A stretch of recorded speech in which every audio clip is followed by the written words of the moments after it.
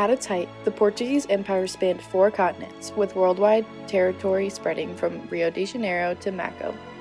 The first global empire, Portugal's mastery of the seas, began in the 1400s, when the relatively small and isolated country sought to find new trade routes with Europe and the rest of the world. Its first major success came in 1488 when Portuguese explorer Bartholomew Dias rounded the southern tip of Africa. 10 years later, Vasco da Gama reached India. The centuries would witness Portuguese navigators establishing relations and trade with countries as far as Japan.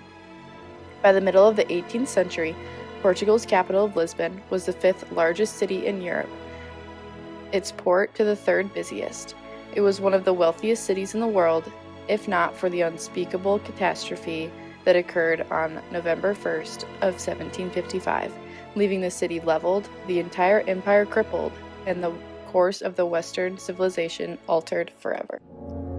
November 1st, 1755, 9:30 a.m. All Saints' Day. Large parts of the country's population were attending Mass when the earthquake struck. The church roofs collapsed because they were not constructed to withstand strong seismic forces. 3 tsunamis followed the earthquake, beginning about an hour after ground movements. After the tsunami, the areas that were not completely damaged by the earthquake or the tsunamis caught on fire and continued to burn for the next 5 preceding days. The fires were started by candles that were burning in the churches, ultimately destroying the Lisbon everyone knew before the catastrophe. A magnitude of 8.7 earthquake had struck. Churchgoers not crushed by falling debris fled into the streets. Across the city, candles, stoves, and oil lamps fell, igniting fires that eventually burned down half the city for 5 days long. Along with the shaking, the fires drove people to the banks of the Tagus River, Lisbon's main river, and to the city's harbor, where many boarded ships in search of safety. About 45 minutes after the shaking began, waters initially retreated before the Great Wall of Water engulfed the harbor, revealing lost cargoes and forgotten shipwrecks. People were unaware of the drawback danger and remained at the shoreline to observe the exposed seabed. They did not know that a tsunami is often a succession of waves. The first tsunami wave was followed by 2 more waves which hit the shore, each subsequently dragging people and debris out to sea and leaving exposed large stretches of the river bottom. Boats overcrowded with refugees capsized and sank. The maximum height of the waves was estimated at 20 feet that entered the Tagus River from the Atlantic Ocean, smashing ships against one another and against the seawall surrounding the city. Cultural and social effects after the earthquake resulted in many questioning their faith. The tragedy happened on a very important day to the Catholics called All Saints' Day, and many were in Mass when the earthquake struck.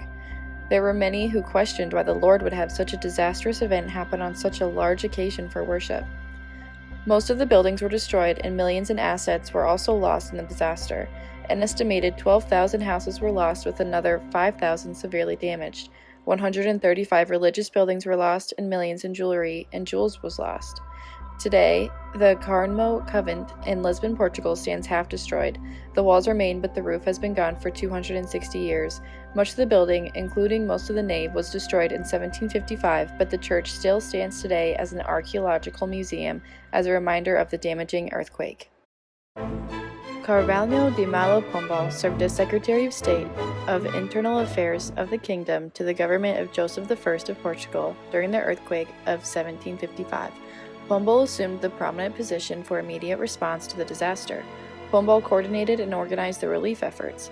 Many policy measures were enacted during this time to help Portugal recover from the disasters.